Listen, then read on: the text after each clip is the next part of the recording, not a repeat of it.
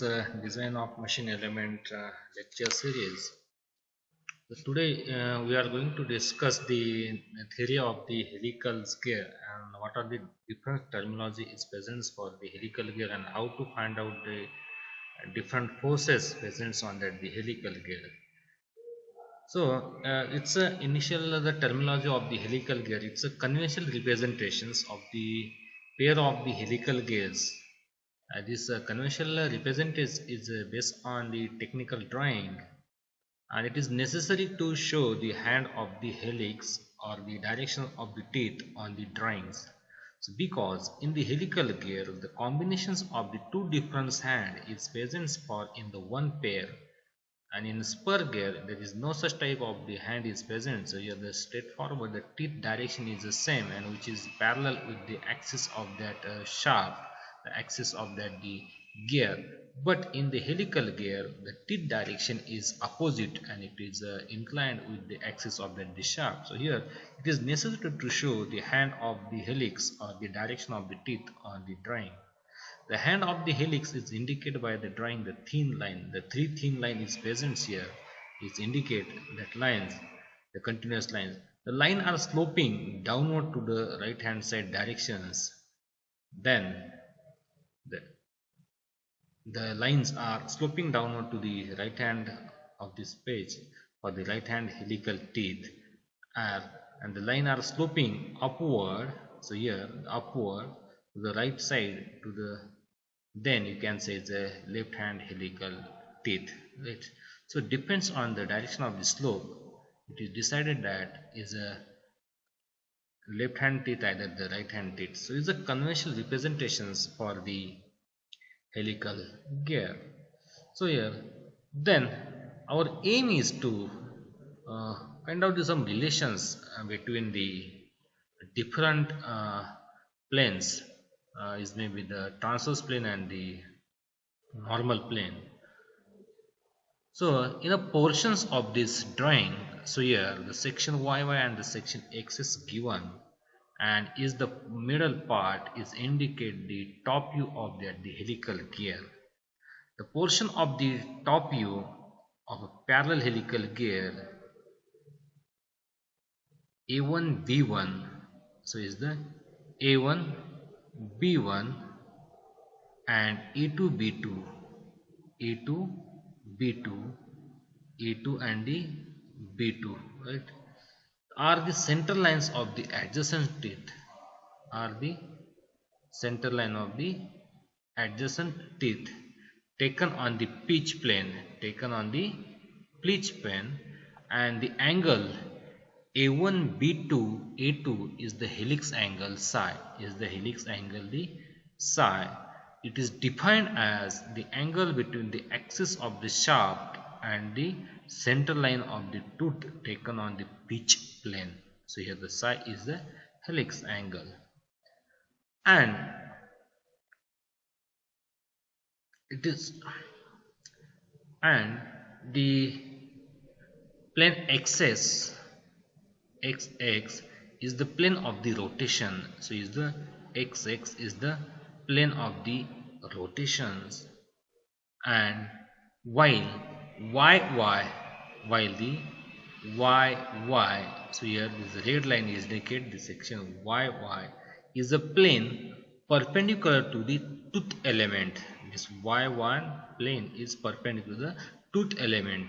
The distance a1 a2 dash, the distance a1 a2 dash in this figure, the distance a1 a2 dash in this figure, this distance a1 a2 dash is called as a transverse circular pitch, is called as a transverse circular pitch, and it is denoted by the small letter p, it is denoted by the small letter p, which is measured, which is measured in the plane of the rotation, which is measured in the plane of the rotation.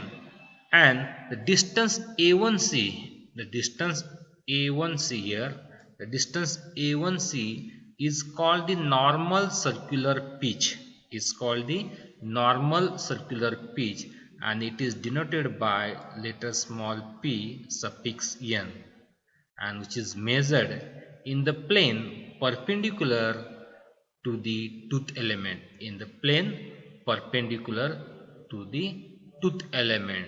So means with respect to the normal plane, here the two cutting section is present for that gear, one about the yy and one about the xx, one about the yy and the one about the xx, right?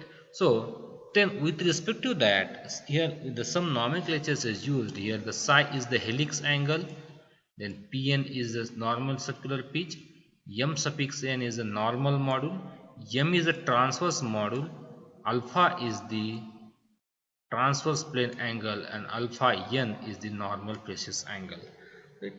So here the two different plane is present. One is the transverse plane and one is the normal plane. Right?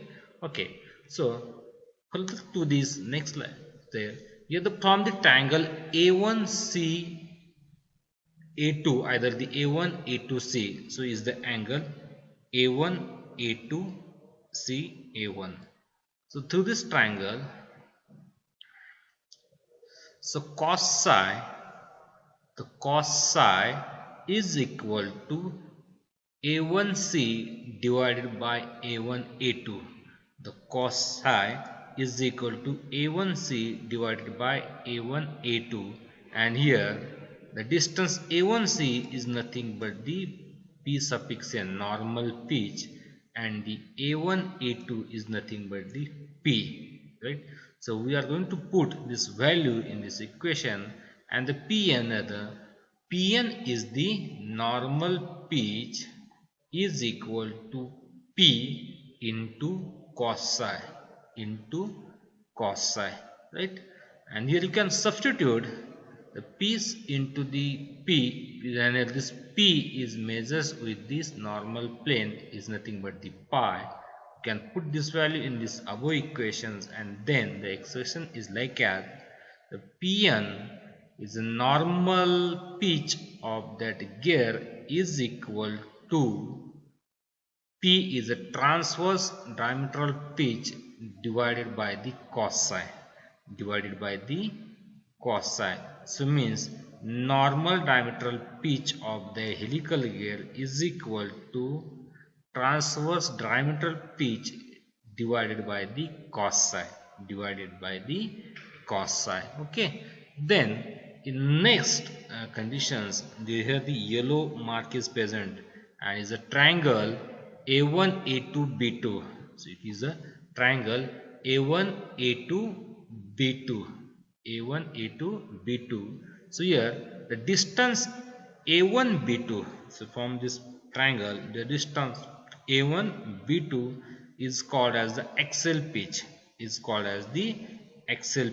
right?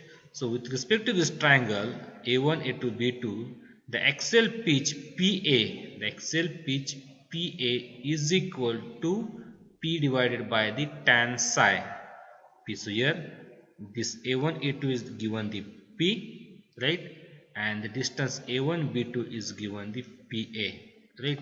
So from that the cos psi is equal to so means there are the two pressures in this value, so PA is equal to P divided by the tan psi, and here there are the two precious angle, the transverse precious angle alpha and the normal precious angle alpha and the alpha n in the respective planes, and it can be proved that they are related by the expressions cos psi is equal to tan phi n divided by the tan phi. Cos psi is equal to tan phi n, and phi n is the normal precious angle and the phi is the transverse precious angle.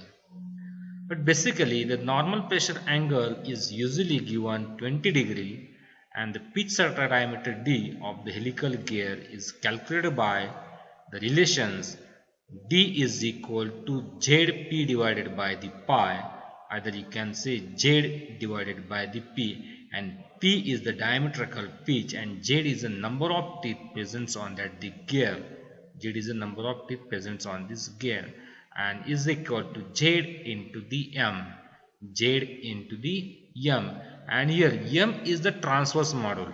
The M is the transverse module and Mn is the normal module. So here the Mn is the normal module, and here for the helical gear the normal module is equal to transverse module into the cos psi.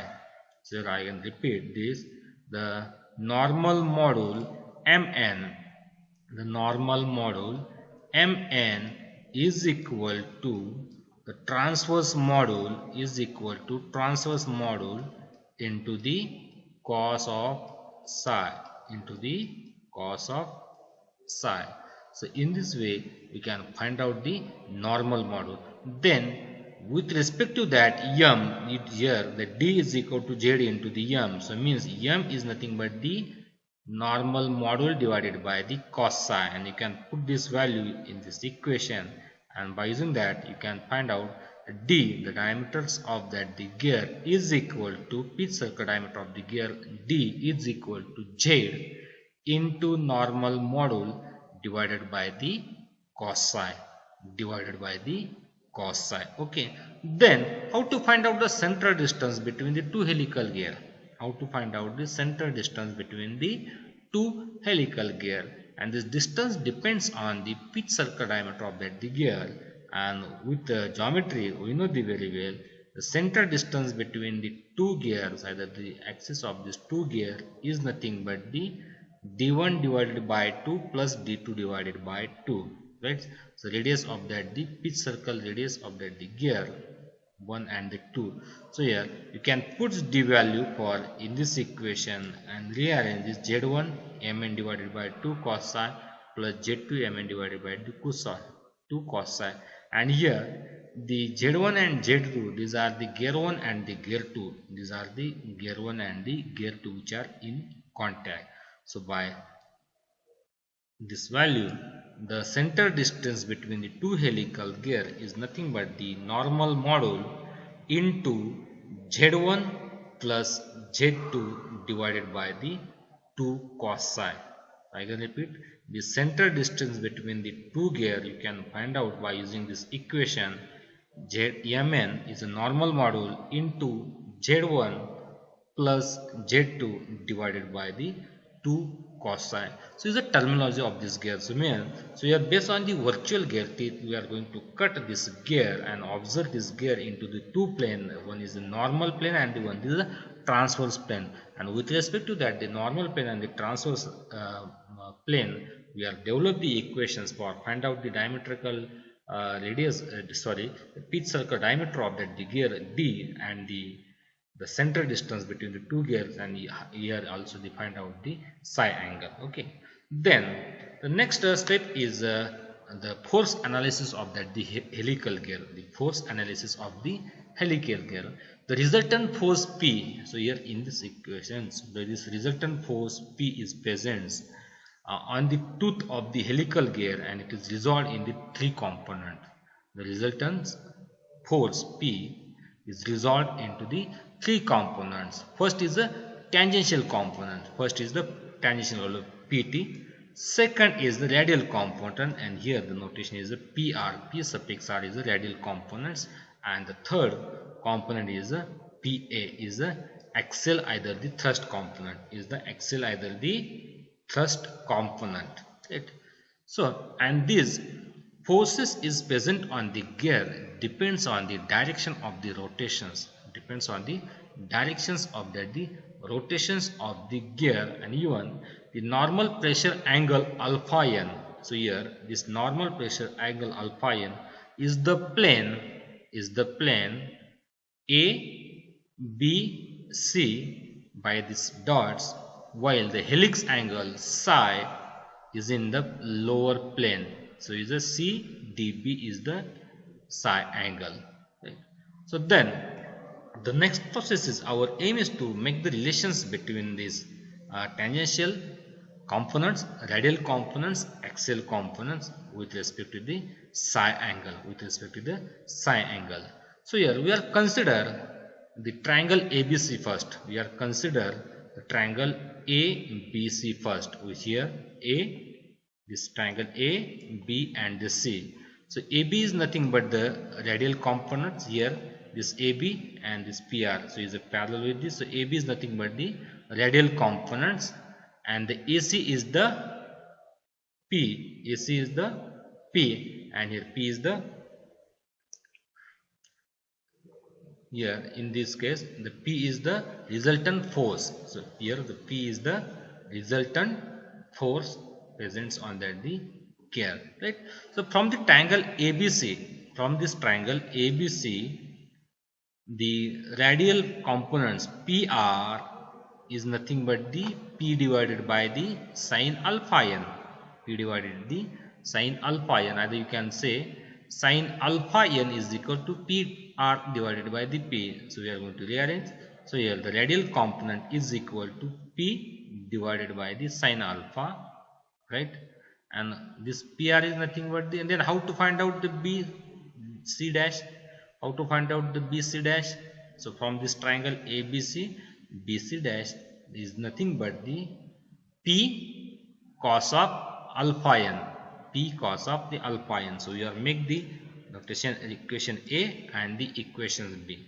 Then we are further to the next triangle, the triangle BDC. The triangle, so this triangle BDC. So this is a triangle. So you are marking here BDC. So from this triangle, the PA is the axial component. The BD is the axial component. Here the BD, so is parallel with this PA. This is a parallel with the axial component. So the BD is the axial component, the PA, and DC is the tangential component. DC is the tangential component PT, and the angle is there. BCD is nothing but the psi. Okay. Then by using this triangle, the PA, the axial component, is equal to distance BC into sine of the psi. Distance BC into the sine of the psi. And we already calculated this BC by using the previous triangle, and this BC is equal to P cos of alpha. P cos of the alpha n. So here you can put this P cos of alpha n in this equation, and the axial component is equal to P cos of alpha n into the sine psi, right? Then again by using the same triangle BDC, you can find out the tangential component PT.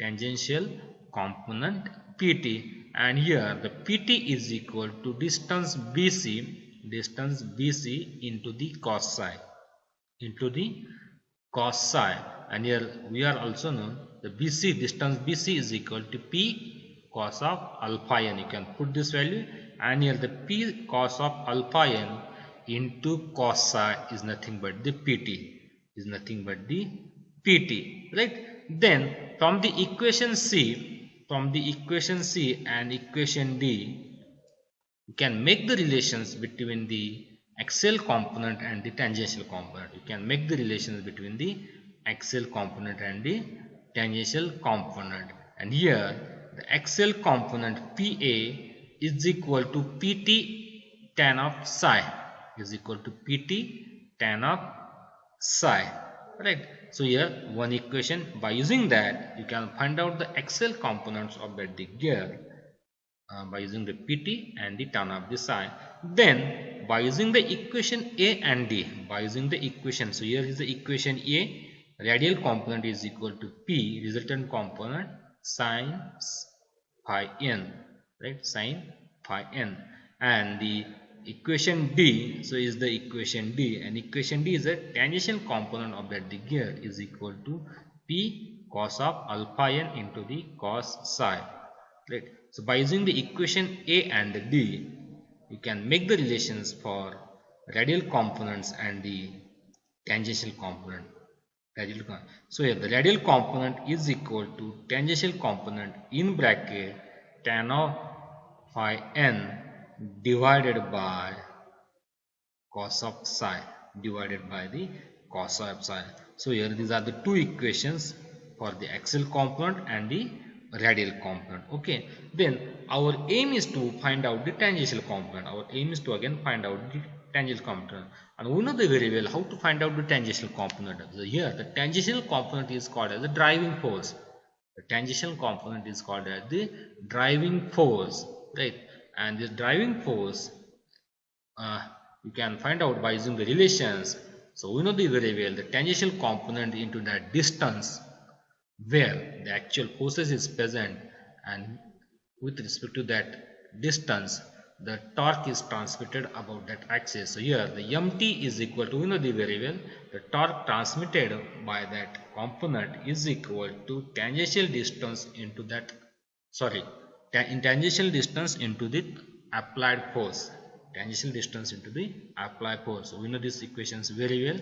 So here I write this equation here, sorry. So mt, torque transmitted either they apply on the elements, is equal to uh, tangential component into the distance, and here in the air this distance is half of the PCD, half of the PCD. You can rearrange this equation, take the PT outside, and here the PT is equal to MT, 2 times MT divided by the D, and here the MT is equal to transmitted torque in Newton mm, and D is the pitch circle diameter in mm, pitch circle diameter in mm. So in this way initially you can find out the tangential component based on that the torque, and then make the relations between the axles and the radial component, make the relations between the axial and the radial components, right?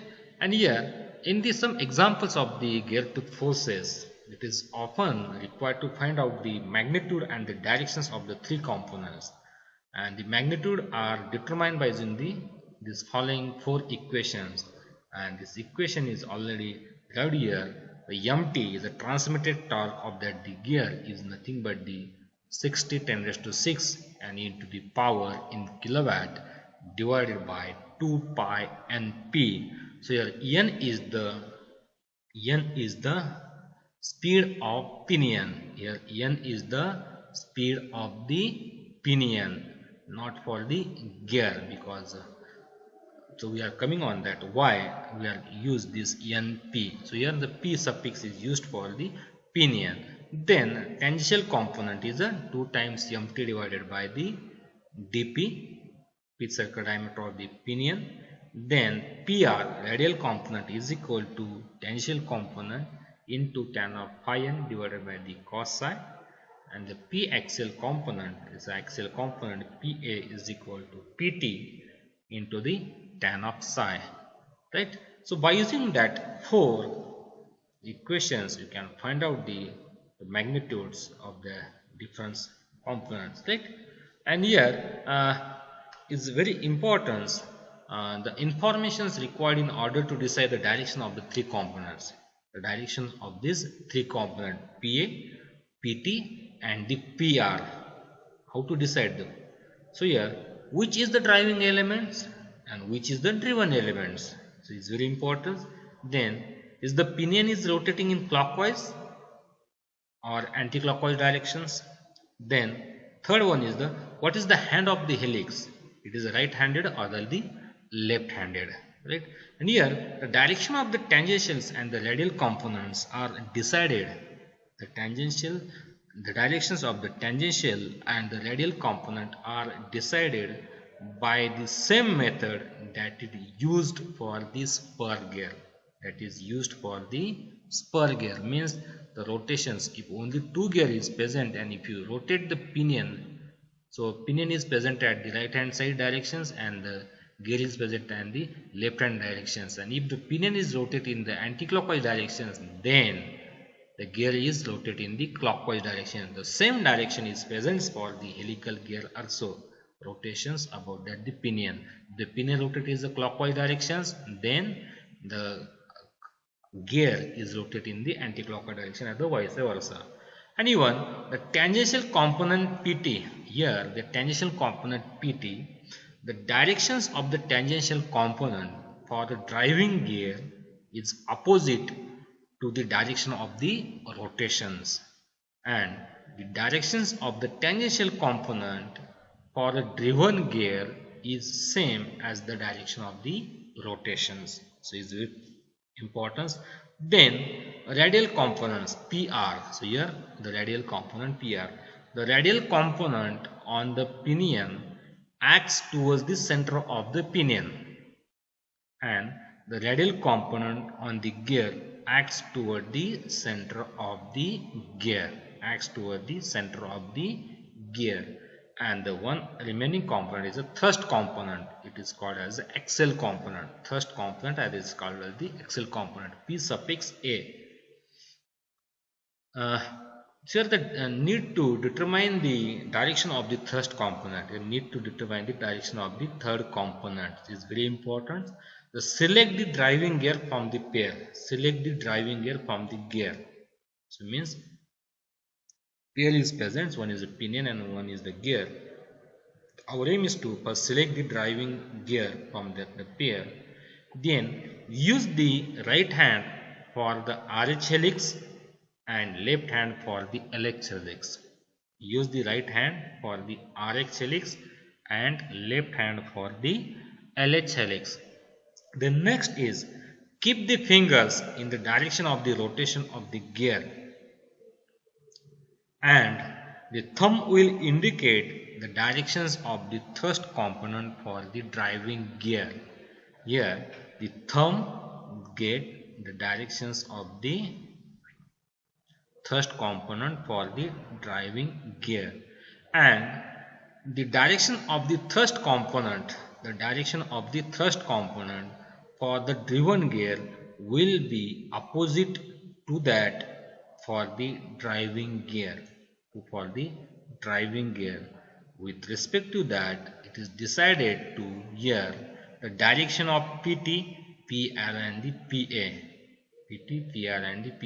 So this direction is totally depend on the rotations of the gear, either is a clockwise, either it is in the anti-clockwise, right? And with respect to these all directions, it will be vary. So in this way, you can make the relations between the axial component, radial component, and the tangential component, the helical gear, and then find out the torque transmitting capacity of that the gear based on the tangential components and the speed of that the pinion, either the gear, right? And then decide the directions of these all components. So these four magnitudes is very important to find out the dimensions of the gear. The gear. So here in this first figure, this is the conventional representation is present, and this conventional representation is based on this three lines. Here the three line is needed for conventional representations in the directions. So here the slope is present in the downward directions, then you can say is the towards the right hand side. The slope is downwards towards the right hand side, then you can say is the right handed helical teeth, right? I can repeat this. Then the slope is coming in the downward directions towards the left hand, then such gear is called as the left handed helical teeth. Then here the PCD, this dotted circle is indicate the PCD. This dotted circle is indicate the pitch circle diameter of that pinion and the gear. And these two circle is intersect here, right? There is, so means instead of this outer circle, you can intersect these two circle, and then this representatives indicate is the helical gear. So based on that, this terminology, we are make the relations between the transverse plane and the normal circular plane. So here the two parameters present, normal module and the transverse module, and as well as the transverse precious angle, the normal precious angle, right? And with respect to that, we are develop the relations for the cos psi, then how to find out the diameter of that the helical gear, and diameter of the helical gear is depends on the normal module, so is a z into the mn divided by the cos psi. And then again you can also find out the center distance between the two gear. For this spur gear is straightforward, and the z1 plus z2 divided by 2. So in this way we are find out the center distance, but in the helical gear this normal module is present and the cos psi is present, hence the equation is modified and the center distance is equal to d1 divided by 2 plus d2 divided by 2. So here is nothing but you can put this z1 mn, z2 mn's for that respective gear, and the center distance is equal to mn into z1 plus z2 divided by the 2 cos psi, right? Then based on the force analysis, the three component is present for that the resultant force P, and this three component is a PT, PR and the P axle, and this is depends on the direction of the gear. And with respect to that directions, we will make the relations axial force and the tangential force and the radial force, and this four equation is sufficient for find out the magnitude of the gear, right? So thank you. So in next lectures we are going to discuss on our third units. So thanks.